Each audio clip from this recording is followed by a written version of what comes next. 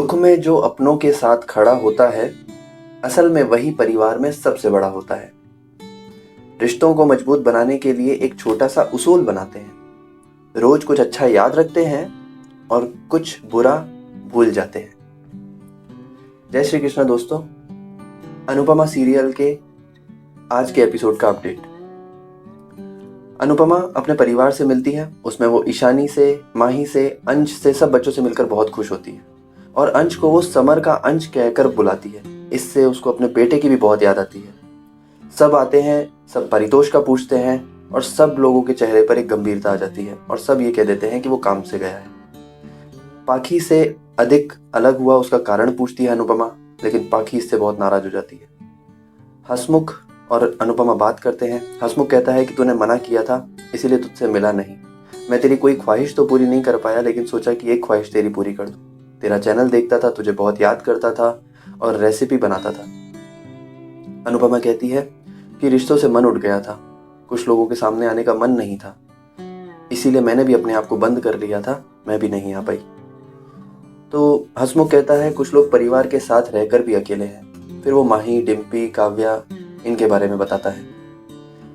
वनराज वहां पर भी अंश को पूछता है, माही को नहीं पूछता।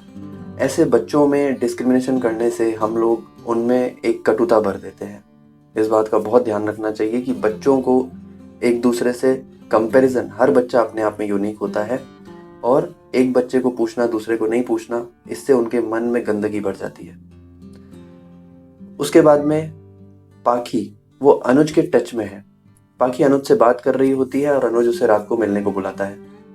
अब पाखी अपने क्लोथिंग ब्रांड के कारण से स्वार्थ से उससे मिलना चाहती थी।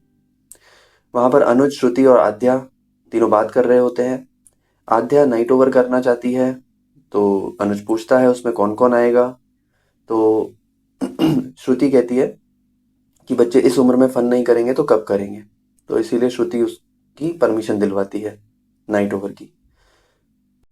श्रुति फिर अनुज से कहती है कि हम वेडिंग वेन्यूज देखने चलेंगे और उसको कहती है I miss you, I love you, लेकिन अनुज के मुंह से वो नहीं निकल पाता है।